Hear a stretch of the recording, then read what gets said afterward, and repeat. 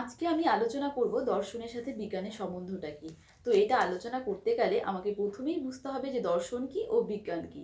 তারপর বুঝতে হবে দর্শনের সাথে বিজ্ঞানের সম্বন্ধটা কি। তো চলো তাহলে আলোচনা শুরু করা যাক। দর্শন শব্দটি এসেছে একটি সংস্কৃত শব্দ দৃশ ধাতুর সঙ্গে অনড় প্রত্যয় যোগ করে, যার অর্থ হলো দেখা বা প্রত্যক্ষ করা। তবে এখানে দেখাটাকে একটু টেকনিক্যাল সেন্সে বুঝতে হবে। এখানে দেখা বলতে আত্ম উপলব্ধিকে বুঝতে হবে, অর্থাৎ যে পরম তত্ত্ব বা সত্য থেকে এই গোটা বিশ্ব ব্রহ্মাণ্ডের চেতন ও অচেতন যাবতীয় কিছু সৃষ্টি হয়েছে, সেই পরম তত্ত্ব বা সত্যের স্বরূপকে নিজেদের জীবন দিয়ে বা সাক্ষাৎভাবে আত্ম উপলব্ধি করতে হবে বা সেলফ রিয়েলাইজেশন করতে হবে।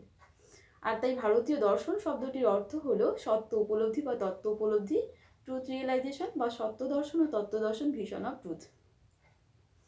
আর বিজ্ঞান শব্দটির অর্থ হলো বিশেষ জ্ঞান বা সুসংবদ্ধ জ্ঞান, অর্থাৎ এই ইন্দ্রিয়গ্রাহ্য জগতের বা অভিজ্ঞতাগ্রাহ্য জগতের কোনো একটা বিষয়বস্তু সম্বন্ধে পুঙ্খানুপুঙ্খানুভাবে বা খুঁটিনাটিভাবে এমন জ্ঞান অর্জন করা যা হবে নির্দিষ্ট ও সর্বজন গ্রাহ্য, অর্থাৎ নিশ্চিত জ্ঞান বা শিওর নলেজ, যা একবার প্রমাণিত হয়ে গেলেই তাকে আর বারবার অন্বেষণ করতে হবে না বা পরীক্ষা করতে হবে না।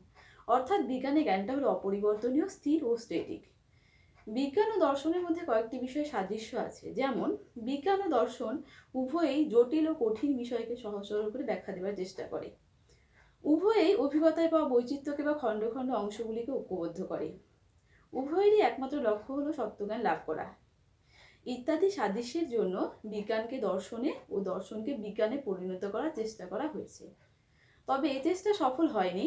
তার কারণ হলো বিজ্ঞান ও দর্শনের মধ্যে আবার কতগুলি বিষয়ে মৌলিক পার্থক্যও রয়েছে। যেমন নাম্বার ওয়ান, বিজ্ঞানে ইন্দ্রিয়গ্রাহ্য জগতের বা অভিজ্ঞতাগ্রাহ্য জগতের কোনো একটি বিশেষ বিভাগ বা অংশ নিয়ে আলোচনা করে এবং ওইসব বিভাগের মধ্যে যেসব বৈচিত্র্য আছে তাদের ঐক্যবদ্ধ করে।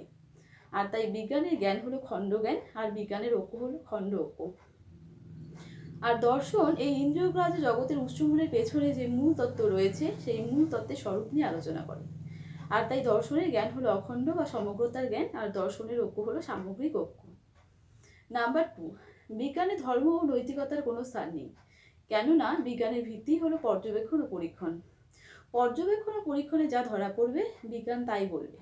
আর তাই বিজ্ঞানে ইমোশন, ফিলিং অর্থাৎ দয়া, মায়া, আবেগ, অনুভূতির কোনো স্থান নেই।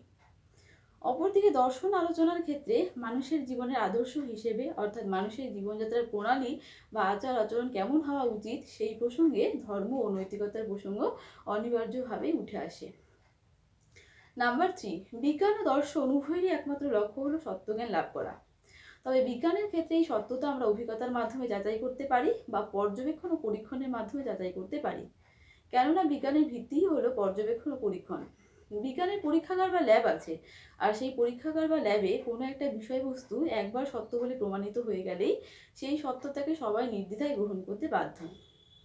যেমন জল H2O, জল বলে যদি কোনো কিছু থাকে তবে সেটা পৃথিবীর যে প্রান্তেরই জল হোক না কেন তা H2Oই হবে, কেননা সেটা পরীক্ষাগারে প্রমাণিত, তা কোনোদিন চেঞ্জ হবে না, তা অপরিবর্তনীয়, স্থির ও স্ট্যাটিক। অপরদিকে দর্শনেরও একমাত্র লক্ষ্য হলো সত্যজ্ঞান লাভ করা। তবে দর্শনের ক্ষেত্রে এই সত্যতা আমরা অভিজ্ঞতার মাধ্যমে যাচাই করতে পারি না বা পর্যবেক্ষণ ও পরীক্ষণের মাধ্যমে যাচাই করতে পারি না, কেননা দর্শনের ভিত্তি পর্যবেক্ষণ ও পরীক্ষণ নয়। দর্শনের ভিত্তি হলো বিশুদ্ধ বিচার বুদ্ধি ও রিজন। আর তাই দর্শনের সত্যতা প্রমাণ করার ক্ষেত্রে আমরা একটা বড় সমস্যায় পড়ে যাই। তা হলো দর্শন সবসময় জানতে জানতে অভিজ্ঞতাকে অতিক্রম করে যে বিষয়গুলোকে অভিজ্ঞতার মাধ্যমে জানা যায় না বা পঞ্চ ইন্দ্রিয়ের মাধ্যমে জানা যায় না, দর্শন সেগুলোকেও জানতে চায়। যেমন আত্মার স্বরূপ কি, ঈশ্বর আছে কি নেই, থাকলে তার স্বরূপ কি, ইত্যাদি বিষয়গুলোকে জানতে চায় এবং সকলের সামনে প্রুফ করে দেখাতে চায়।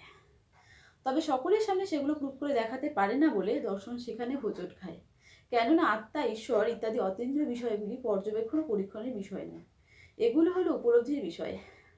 আর তাই দর্শনের সত্যতা প্রমাণ করার সময় আমরা একটা বড় আর তাই দর্শনের সত্যতা প্রমাণ করার সময় আমরা সূক্ষ্ম বিচার বুদ্ধির সাহায্য নিই। তবে দর্শনের সত্যতা প্রমাণ করার সময় আমরা যে যুক্তিগুলোর সাহায্য নিই সেই যুক্তিগুলো অপরিবর্তনীয়, স্থির ও স্ট্যাটিক নয়, কেননা সেই যুক্তিগুলো সবসময়ের জন্য পরিবর্তিত বা ডায়নামিক হয়। কেননা দর্শনের ক্ষেত্রে কোনো একটা বিষয়বস্তু সম্বন্ধে বিভিন্ন দার্শনিক বিভিন্ন রকম যুক্তি দেন। যেমন লক একটা বলে গেছেন, পরবর্তীকালে বার্কলে আরেকটা বলছেন, তারপর সেই যুক্তিগুলো শোনার পর কারো কাছে মনে হচ্ছে সেই যুক্তিগুলো সত্য, আবার কারো কাছে মনে হচ্ছে সেই যুক্তিগুলো মিথ্যে, আবার কেউ সেই যুক্তিগুলোকে সত্য বলবে না মিথ্যে বলবে, কনফিউশনে থাকে।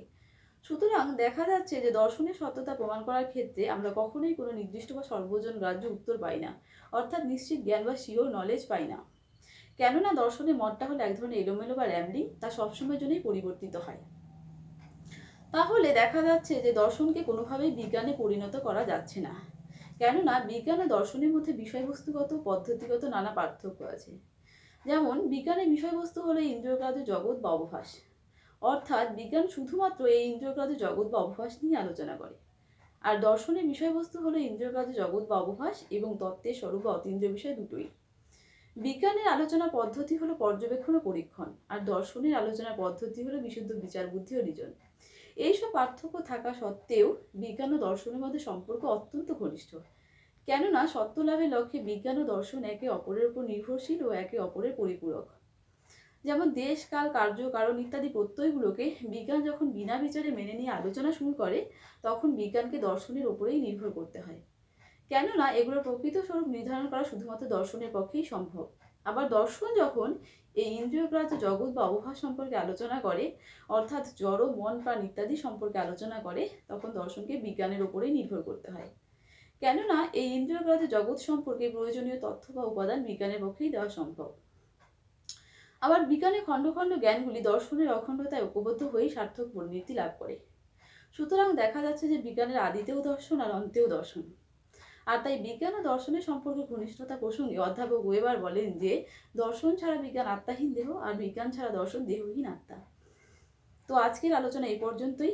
ভিডিওটি ভালো লাগলে চ্যানেলটিকে অবশ্যই সাবস্ক্রাইব করুন। এরপর দেখা হচ্ছে পরবর্তী ভিডিওতে।